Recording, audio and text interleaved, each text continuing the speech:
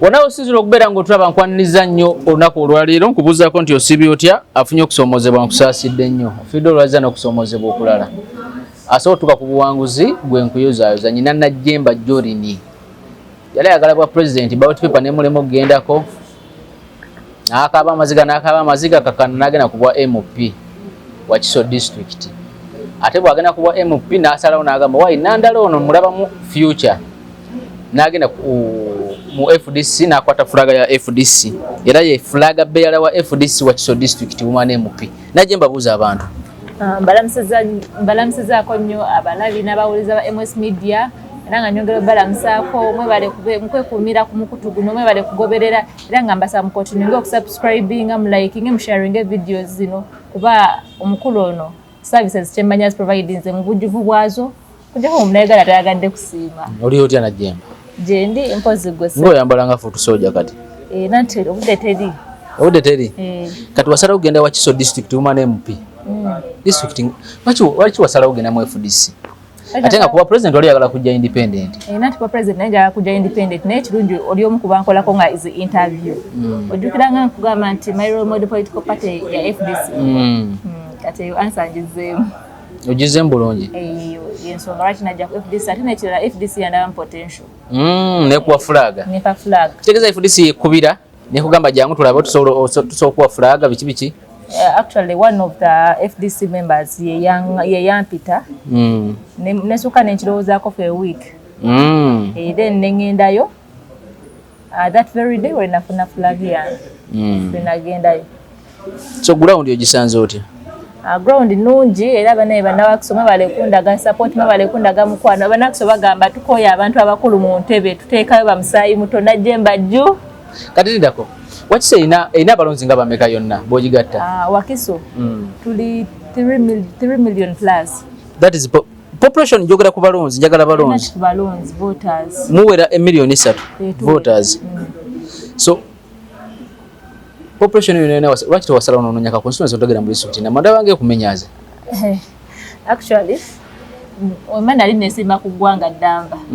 kati ate district ebeera ntini district kati ggwanga district eri mu Uganda kati emanga nasobola n'oginoonyamu emikono kati ebyenfuna byo bikutwala bite ebyenfuna byo actually kyekibuuzo kituufu nnyo okukimbuuza ebyenfuna byo bizibumukko wadde era kuba kulemerako ate nga nebaza n'abalonzi bakitegeera ne baba honorable waffe kati saa zino tulina ssente genda otusakire abalonzi tebakuwa tobawaayo kantu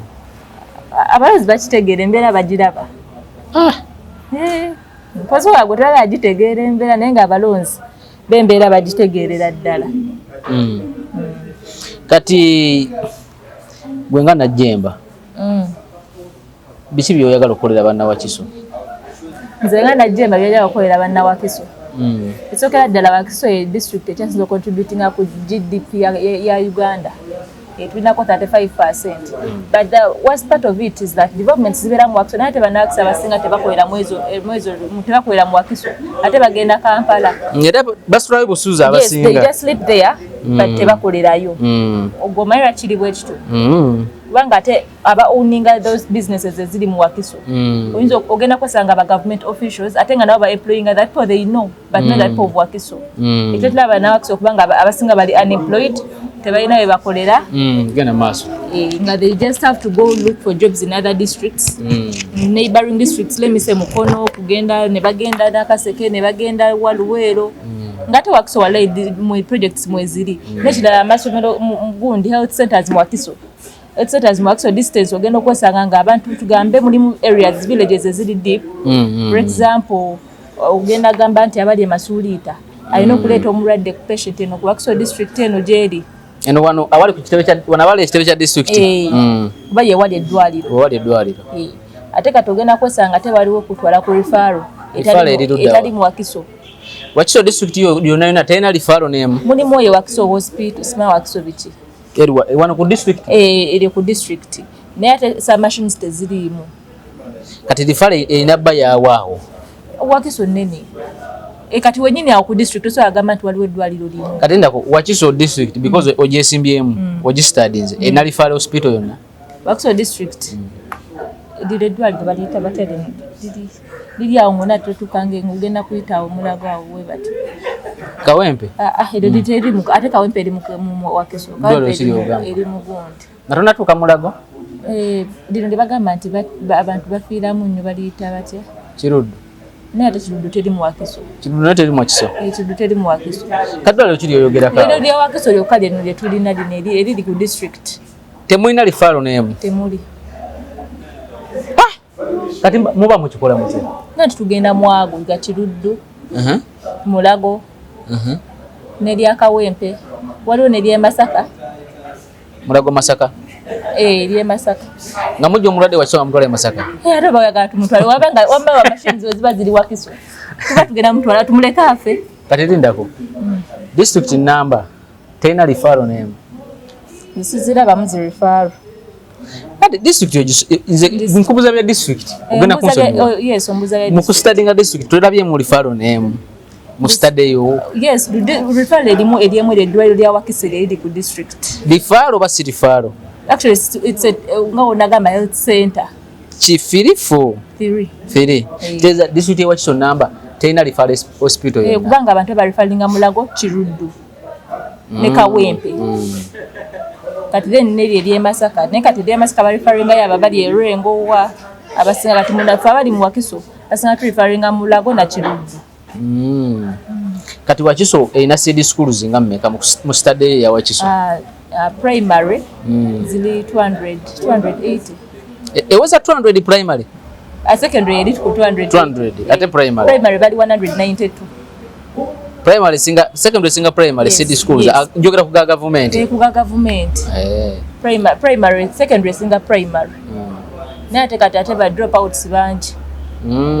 ku level ki ba dropping from senior 4 P7 senior 6 uzo reges singa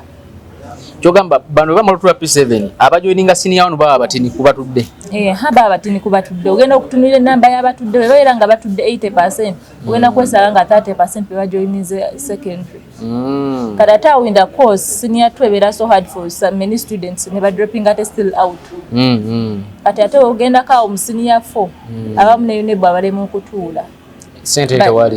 sometimes because of financial support abamu harassments ze bafuna mwina abasomesa parents temufuna budde butula n'abaana kubanga omubuuza challenges zaayitamu n'ebiseera ebisinga abaana ab'obuwala batosharing their lifestyles with people, let me say neighbors, friends, parents okusinziira ku mbeera eba eri ewaka naye kati abaana wemuba nga like mubakoleddewo communities ezitula n'oyogera n'omwana omuwala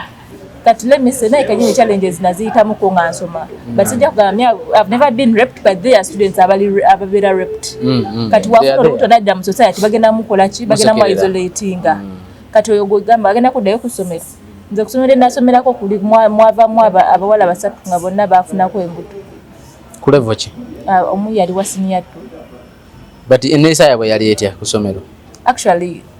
nze ko omwana namutegera nakolo kozi nali simumanyi kitegeeza she was humble essomero lyalina abaana bangi ate twali bangi nnyo we are not many embeera ze okubeerabeera n'abalenzi yali alaga nti mu magufu nedda teyalaga wali tusobola nakusuubira nti kisoboka okuba nga she is pregnant naye yali but when oyogera naye saagala kunyumya story wano kumpewo era sigenda ginyume naye era when you talk with someone the way she responds otegeera nti it wasn't willing okubanga ali mu mbeera eyo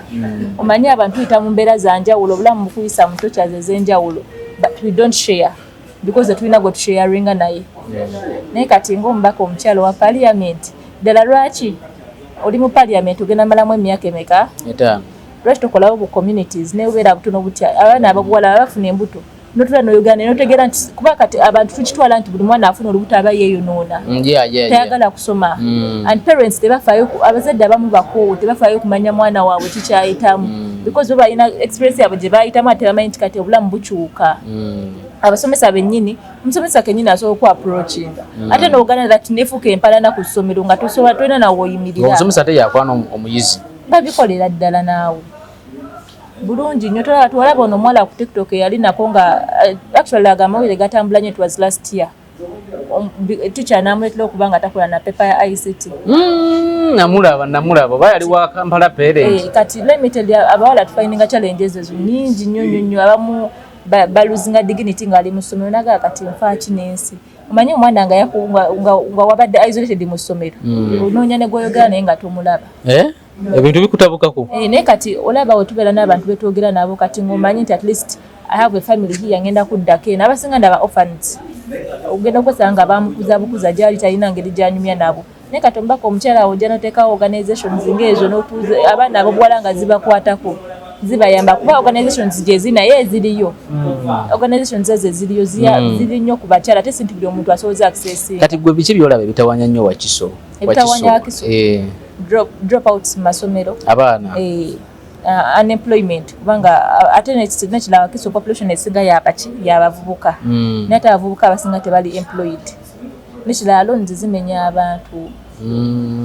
abasinga the properties zitwalibwa ba money lenders oba etegereza mu Wakiso district almost 50% oyinza okusanga kuliko property owned by the bank oba money lender nga akitwala kuba sente buli kimu bakiwandiikako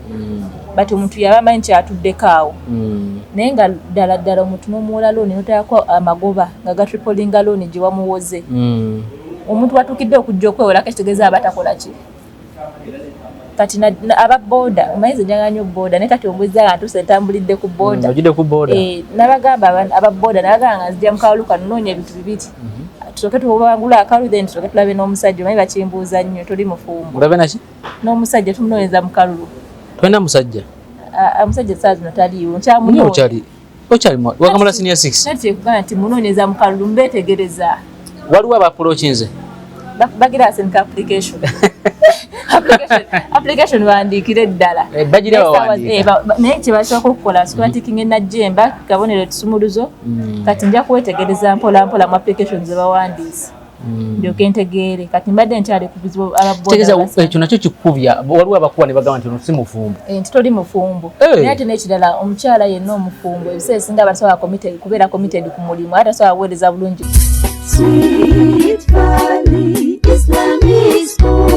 Omuzadde tukwaniriza ku Sweet Valley Islamic Primary School erisangibwa Eddegeya Bombo Kibajje nga wakava Bombo mu town. Sweet Valley Islamic Primary School somero liva ku nursery okutuuka ku P7. Tulina staffu bbiri eya secular n'ey'eddiini era omwana agenda okuva ewaffe ng'asobola okusaaza. Tulina dde ne boarding abaana basuzibwa bulungi. Tulina eddwaliro ly'essomero erya Sweet Valley Medical Center, computer lab ey'omulembe, tuyigiriza abaana ebyobulimi n'obulunzi, tutumbula talanta z'abaana n'ebyemizannyo tubisaako essira. Dining hall ey'omulembe abaana mwe baliira emmere. Environment yaffe esobozesa omwana okusoma obulungi. Tulina center namba ya UNEB n'ey'eddiini IPLE. Ebisale byaffe bisoboka okuwandiisa abayizi abapya kugenda mu maaso ku kampasi yaffe Eddegeya Bombo Kibajje. Ebisingawo tukubire ku note 7 note 888 oba ku note 786 note 16593.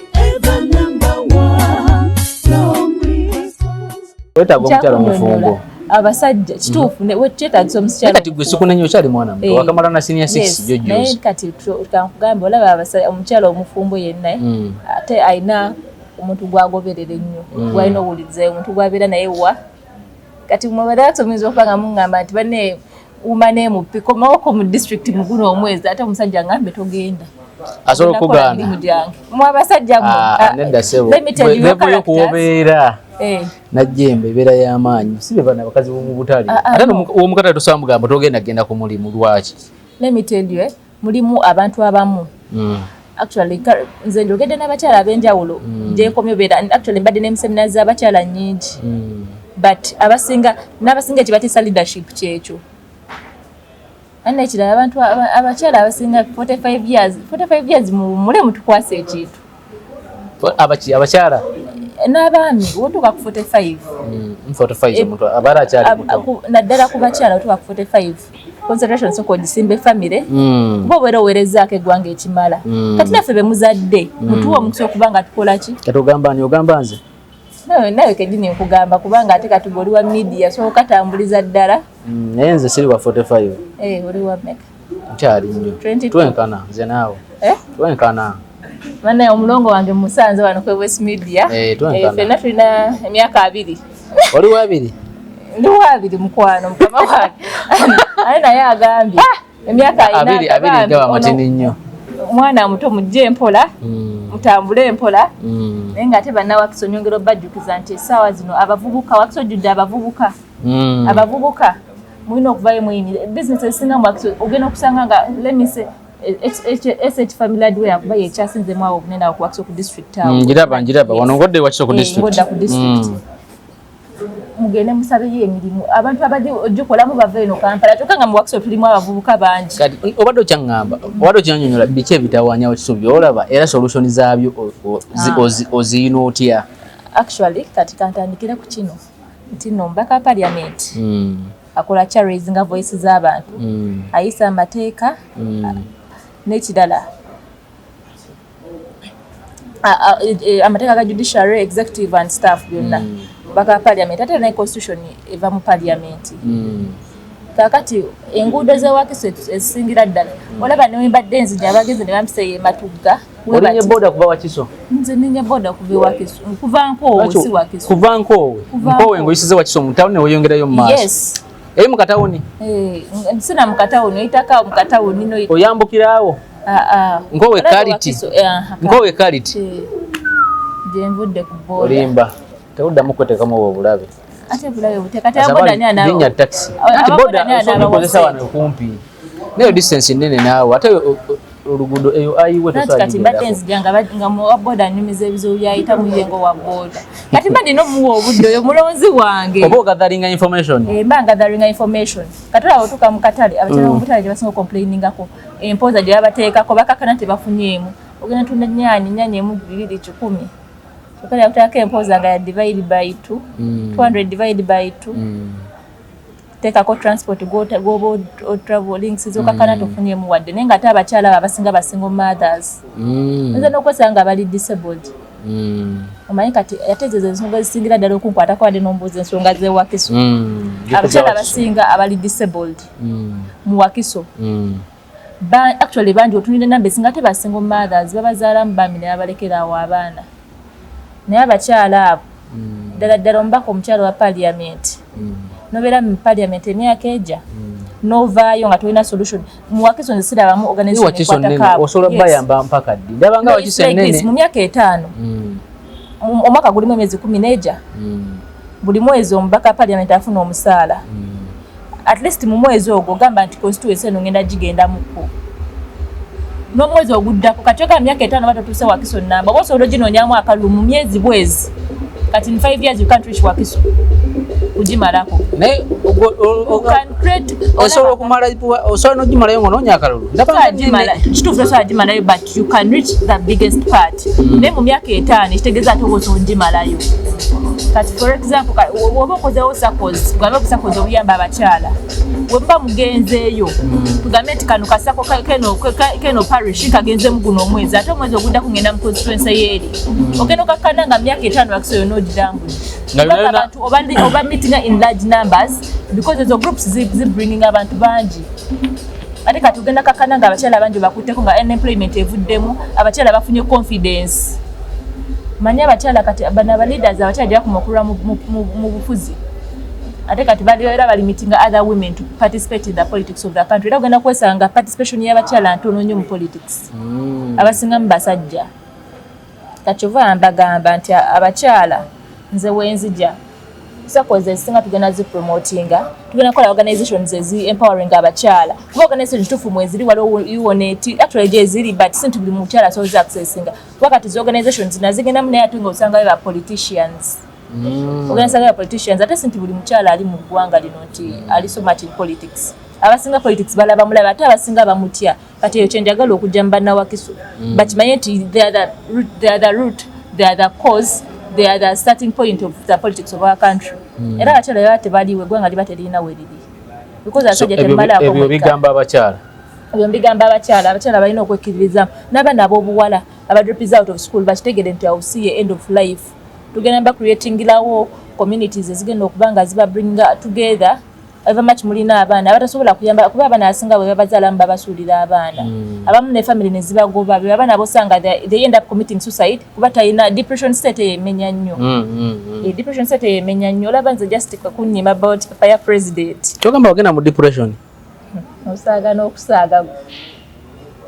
nga I wasn't even isolated katutunula mu kati abali isolated nze depression yannuma ya ballot paper eya president ne wali ogenda kola yoki ate ngenda kola yoki wali onda kyosobola okolayo naye nakyo ngenda okukola open door better Uganda kyewayina kyenalina olaba ne CNN yampandiikako CNN story ya CNN nagiraba mpozi CNN yoka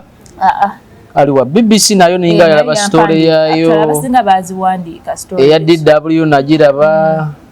Telegraph bakuwandikako no bali bangi nati bandaba mu potential bakuina mu interest ne potential bagiraba nga balaba ddala n'omukyala wa ddala kati okabisa wali wakiso yenyini toyinda ssente kati egwanga lisodo litagalaga gwe nati kati olaba when I ku presidential race I had many sponsors, I had many family members who were willing to support me in the race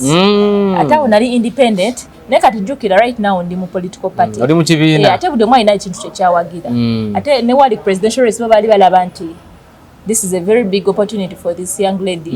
nekati wano ku MP sinti buli omwana nawo interest abasinga balaba wali waggulu kigeza mu kisanja kijonzo okoma ku bwa president era 31 I'm coming back under FDC ate under FDC under FDC lwaki okoma wanda ekyo tokyeraliikirira tugenda kuba tukyogerako ne party members ne party president bana abukuwa babagana kitegeezo kibiina kyabwe kibalekera guno omwaka 2026 His Excellency Nalala Mafabi agenda kuwa president. Kati atogenda muvuganya bila asatu mu. He's not selfish. Tayagala bisanja bingi. Era yabagamba kana kalutu mutu wola kawole. Tugenda baga gawaza. Agenda kuwangula. Agenda kuwangula baddo wakana. Nze si wakana naye mbuza nti agenda kuwangula. Agenda kuwangula ekyo nakyo kibuuzo. His Excellency Nalala Mafabi buli munega nayagala gaggawala. Buli omu era kya buli omu kyakolera. Ate tuli ku fixing the economy money in our pockets lwa kwale manifesto siise nayo mbadde nga katuzemu kono akasente fixing economy yange nange olina muka akasente akawulumizo ke mukatuole tugende munda tukole tubasakire kale tunakawola batya tafe embeera sino nati wotuwola akalu omulimu gwa kugenda ali kutikinga kisumuluzo wokiraba naddala banna wakiso baneete mwirabira najjemba jury nakabonero kisumuluzo gola be kisumuluzo tikinga otulekera omulimu gwa kutuukiriza bye tukusuubizza enguudo z'ebakisa zijjudde enfuufu bannange nze sizabeera ku boodo beerawe bati nga tokyalaba nakulaba ebyo tugenda ddala okuteesaako mulekera osindika ababaka agenda mu paliamenti emyaka 5 egiggwako nga tolina kyowulidde ateesezza oyinza okugamba abawakiso tebalina bizibu gwalabako omubaka nga alina kyatuteeserezza owewakiso owewakiso gwe mbuulira nti wali owuliddeko nti batuziza bwe bati ateesezza kino owamuwuliddeko ng'ayogera yabaddewo ku lisiti y'abawadde opinions kati kyekikuleesa omujjayo nze nzize mbateeseze entuuse endowooza y'abannawakiso obwavu mu wakiso tubukooye makuba amabi unemployment ogundi mweziri mulimu industries mulimu facilities but they are not people are not aware of the facilities ezirimu actually ebimu nange nali sirimanyi siba kujja mu politics I wouldn't have known many things essaawa zino byemmanyi naye kati ngenda creating awareness mu bantu ate make sure nti awareness njicreating ate n'abantu benefitinga from that abavubuka abasinga bane abavubuka tetulonda out of excitement mulonda omuntu agenda obaweereza mulonda omuntu amanye ennaku yamwe gye muyitamu kati abutete wali mulala kujjako najjemba era bannawakiso abavubuka mugenda kuva mu insecurity mungi no mu wakiso naddala awo mu Nansana omanyi lwaki abantu babba nnyo tebalina mirimu Nansana wakyasikanye amasimu ku bodaboda awo Nansana side nerero yange badde bagisise badde bagitutte madde njikutte ate endala baginsikako olina amaanyi agasolo ganira essimu ng'omuyaya agisika mukama nyanje nti madde njikuttewe batina mikono ebiri kati olulala nani nzigirirawo ku district eyo bagitwala wakirira oli mu kwogera nali njikutte webati naginsikako n'amaanyi agayogera ne gambula namutunulira webati ng'agenda nga sina kyakuzzaako tamanyi nti yasika ku mubaka wa paalamenti yali tamanyi kuba actually ndowooza abantu bewakiso bategererawo nti nze kuwa paliament kuba umane MP bagibaye telinatuuka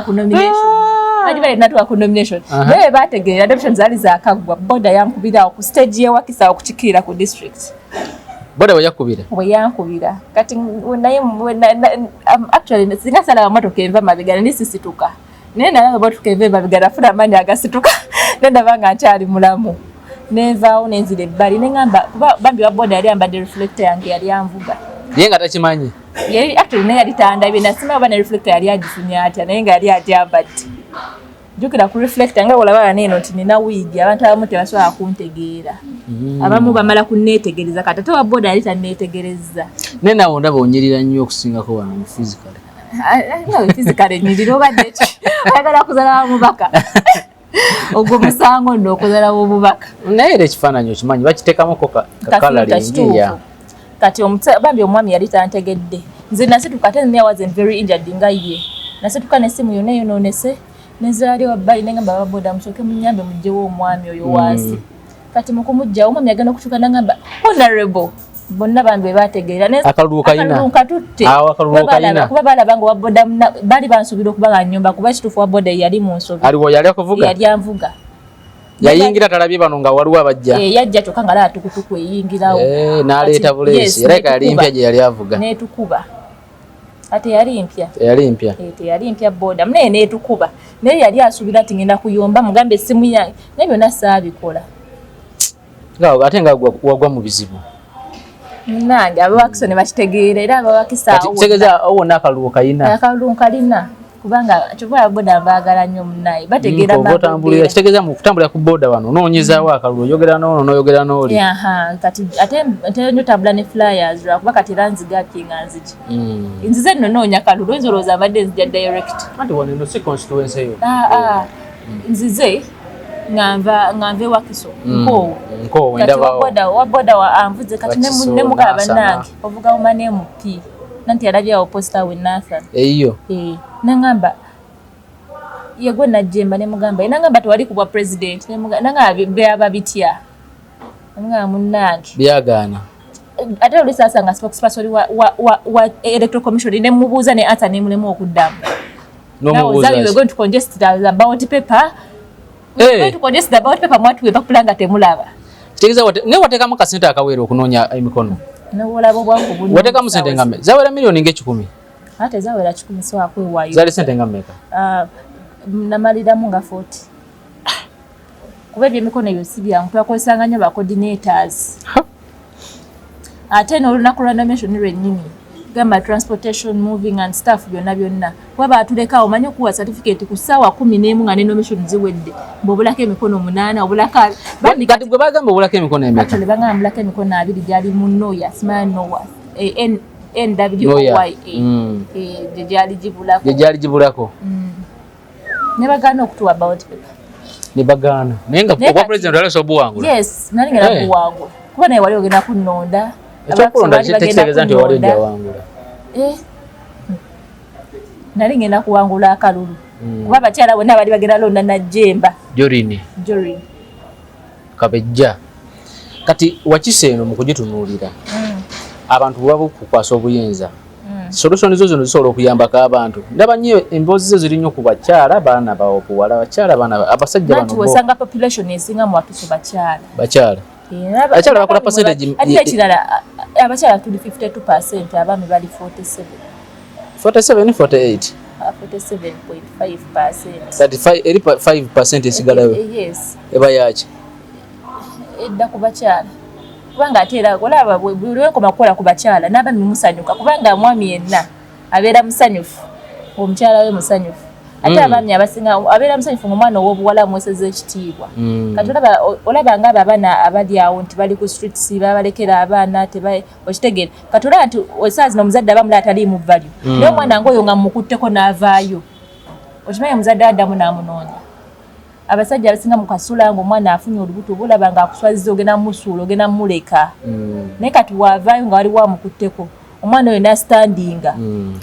okimanyi naawe n'obeera taata oddamu n'omunoonya oba olaba nga omwana ddala kituufu oyinza n'okwerenya nti bambi at least nandimubeereddewo right yakola ensobi naye nandimustandingiddewo so najjemba akalulu kano okajjayo akobwa MOP akalulu kano ngenda kukajjayo kuba banawakiso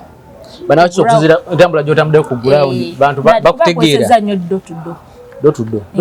teri expensive eri somehow expensive but abantu bakiso munaye bantegeera entebe yonna ogenda kyali wajjala that municipality lwakuba mukyadde ono badde sinaba kuyingiramu nnyo era nga eno period gye tugendamu mbadde njala kuddakawo ekibiina kikwayo ku kasente kuba wakamala senior 6 tolinamu ssente kati okola otya era neeyimirizaawo nga bwondaba ekibiina kyasasula nomination $3 million kati zino zisigadde zonna zizo ozijjawa zizo taata we yakuwa maama we yakuwa zivaawo nimanye nakugamba nti ndi mwana wa buwala naye kenyini nsobola okutuukako nondaba nga noonya akalulu kaaba nemukyala jemba kankuwe tukwatiddeko wano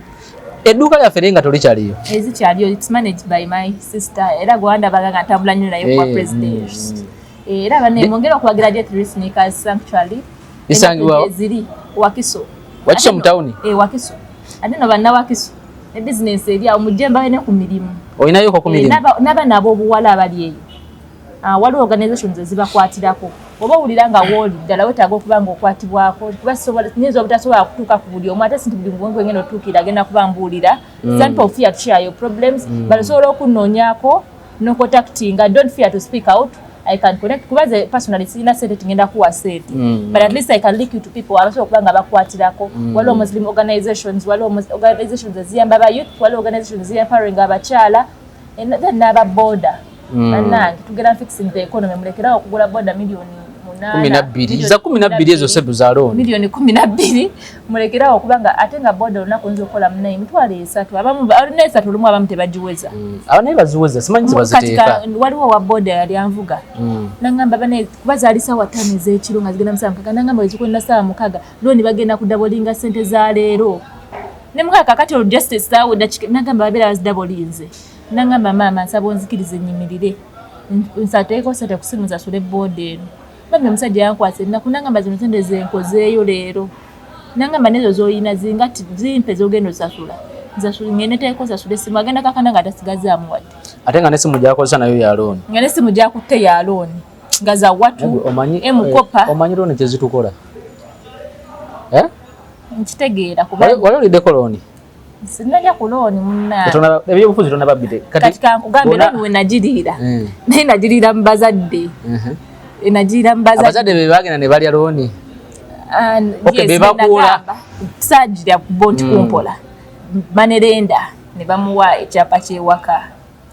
manerenda bamuwa ekyapa kyewaka yabawa sente nga mmeka olwo yatuwa miliyoni zaali 10 ku bwaki nali awo nga kyali mu presidential race era sente zinyambayambako wano kati ate mu presidential race nabamalira miliyoni zaali 45 ku mikono gyokka kati tubaze nti emotoka biki kutambula kati sente zigenda vaawo zinasasula ng'ovuse MP era mwandibadde munonda tebagenda kutwala gwe kiri bwe kiti ate bagenda kuntwala ennyumba tebagitwale tebajja gitwala kubanga ate kati naye kwekitegedde naye kenyini kukabiridde looni entuddemu omuzeeyi yagenda atekayo ekyapa ne bamuwa ekikumi abazadde bagezezzaako sasulako kye basasudde nange olumu wemba nfunyeeyo nzija nenteekawokko lwakuba munnange era nga omanyi tebiba byangu tosobola kweyimirira wekka kati tindako bazadde bo essanyu lyabwe kukulaba nga oli mu byabufuzi actually I come from a family that is not in politics but lwaki bakwagala obeere mu byobufuzi sigamba nti be bayagala but it's what I want and they're helping me push my dream yo eriki personally nze leadership is in me nze nina musaayi gw'aba leader era nsomye high school yenna nga ndi leader era bwogenda obabuuzaako be nasoma nabo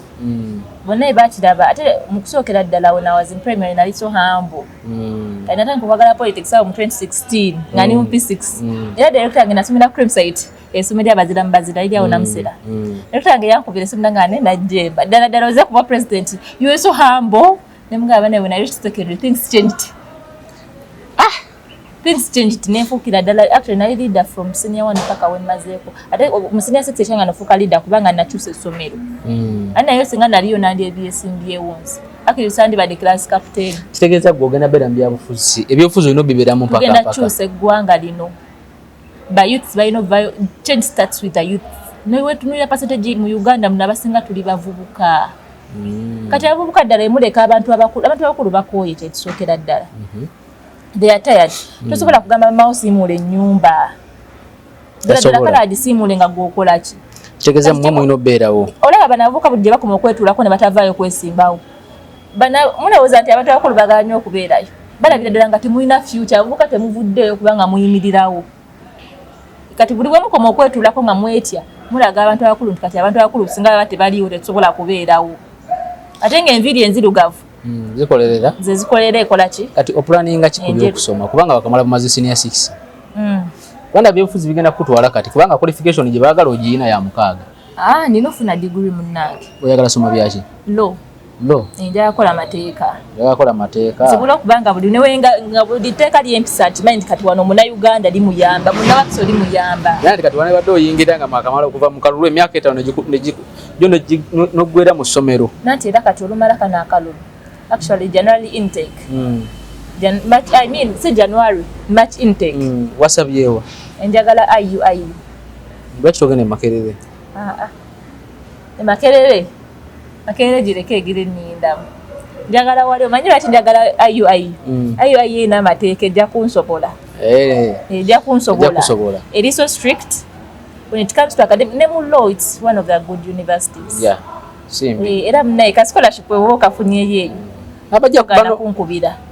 bazadde bo kyogamba tebalina sente zikuteekayo kusomero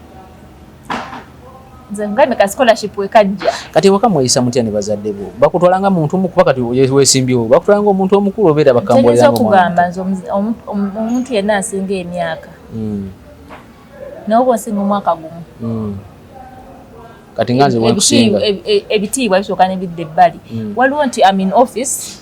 tusigala office ngamba andoling ewaka bazadde bakwandolingyawoza ebintu oyoza n'ebintu jangu obyoze era nvuddeyo nga mbadde kati sawa zino leka nkugambe ogambye gwe kennyini nti bwebakuwulira ewaka nga bwebakuwulira musenge kyo ngaoli ku simu bamanya ozokuse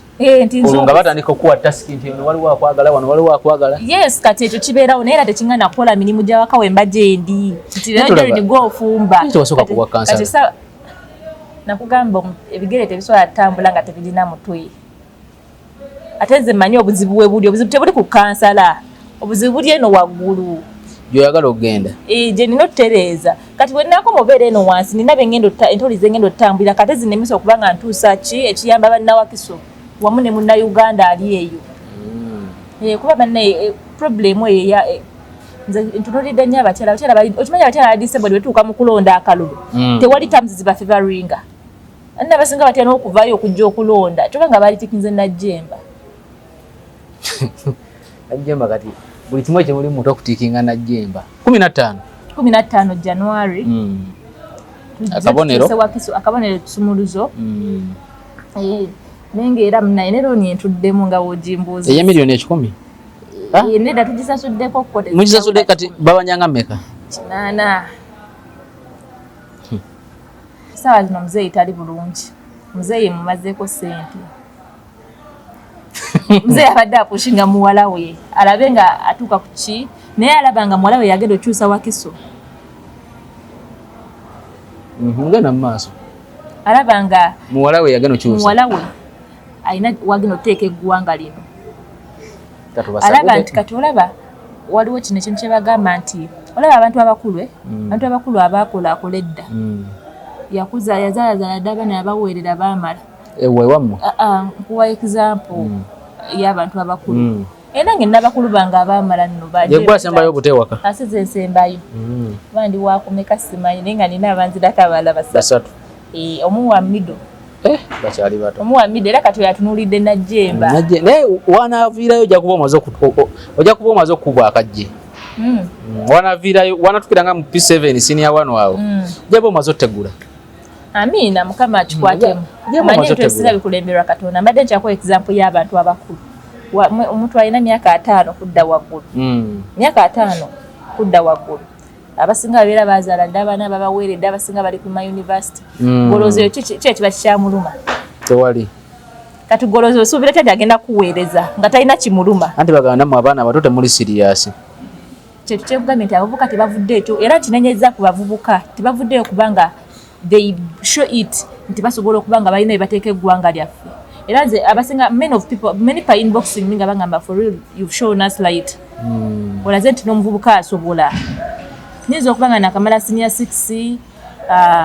naye kingana kuba nti wenze mu politics nti ngenda kuddayo nsome ate ngenda kuddayo. This is training me.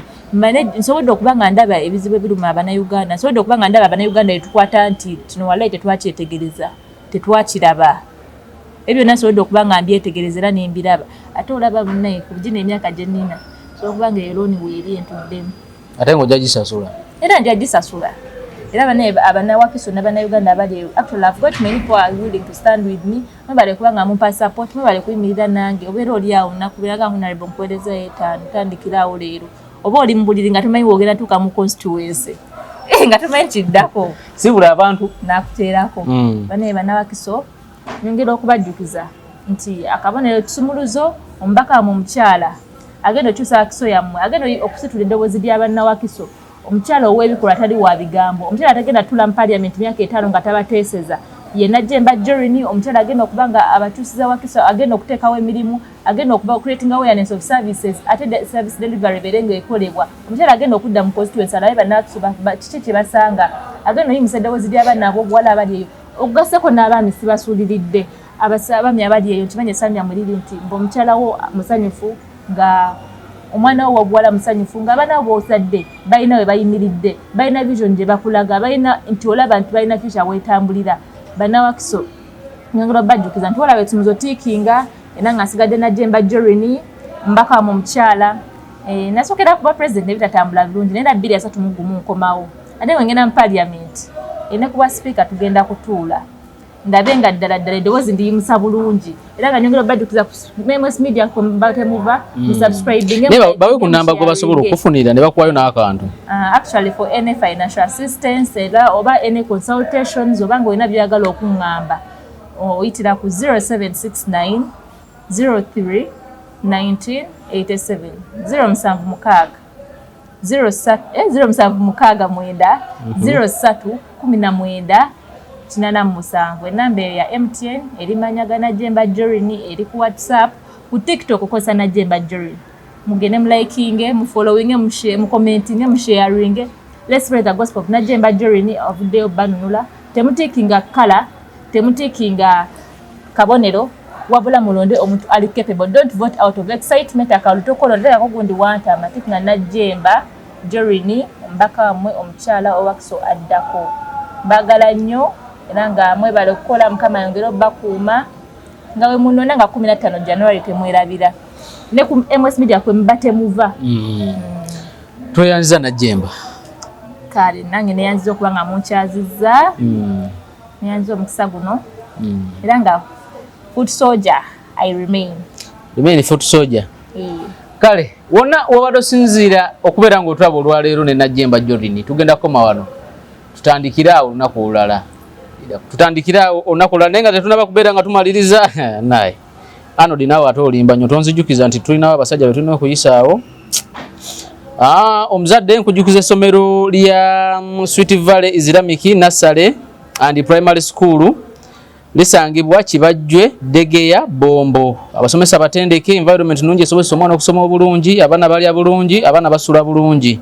Ebyeddiini nabyo babikwatirako ddala. Center number balina 2, balina eya UNEB n'eyeddiini ey'obusiraamu. Ogenda bafuna ku namba zino wammanga 700 808 882 ne 0786 0M6 okuwandiisa abaana 226 tamu egenda otandika 226 okuva ku nasale mpaka kibiina ekyomusanvu batandise dda. Ebisale bijja mu buli nsawo ya muzadde yenna akuume.